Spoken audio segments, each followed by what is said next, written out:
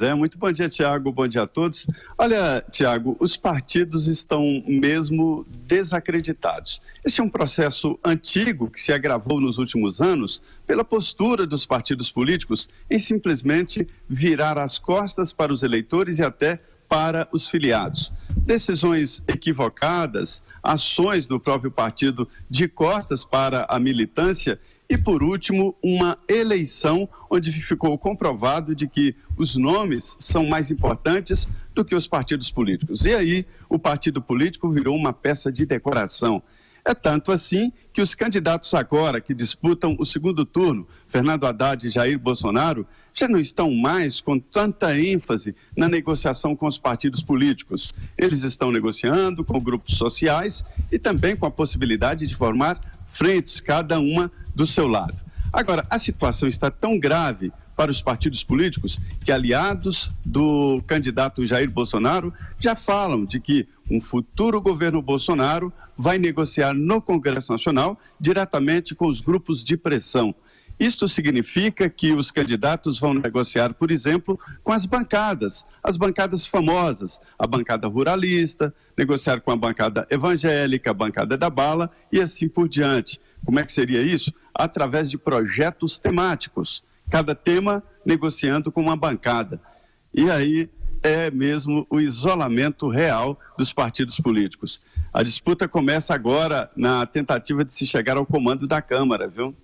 O Zé Maria, perguntar para o Vila aqui em relação aos partidos, de 30 para 35 é muita coisa, né, professor? É muito difícil. Agora, é um verdadeiro caos a distribuição. Agora, Zé Maria, já é possível isso que você falou, a questão da presença da Câmara, que é hiper importante, já tem um cenário aí de... Bem, o Rodrigo Maia é o pré-candidato, tal, tudo indica, né? Mas tem alguma outra liderança expressiva que conseguiu a reeleição? Porque eu acho que um jovem, ao imaginar que um deputado recém-eleito seja presidente da Câmara, eu acho isso impossível, tal. Vai ser alguém que já era da casa. Quem que poderia ser entre os pré-candidatos, além do Rodrigo Maia? Olha, professor, esse assunto ontem foi muito discutido, né? É interessante que os deputados votaram ontem, a maioria, não votaram todos, né?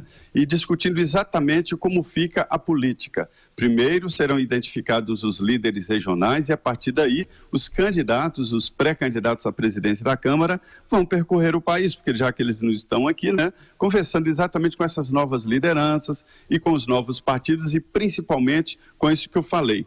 Os grupos de pressão tomaram no Congresso Nacional uma importância muito grande acima dos partidos políticos. E é visível isso. A bancada ruralista é a maior bancada do Congresso, tem mais de 200 parlamentares, muito maior do que qualquer partido, ou somando vários partidos. E eles vão unidos através de uma coordenação nacional. Então, não se sabe ainda. Rodrigo Maia mantém a candidatura, espera contar ali com o apoio do PT, do DEM, do PSDB e do PPS. Esta é a base de apoio. E aí ele pode até ser eleito, porque o PT, apesar de ser o maior partido da Câmara dos Deputados, não tem um nome para aglutinar aí uma eleição assim, porque na Câmara qualquer um pode ser candidato avulso, né? A negociação se dá através de oferta de presidências de comissões, vice-presidência da Câmara, são 2 vice-presidências e secretarias, então a articulação está sendo feita assim.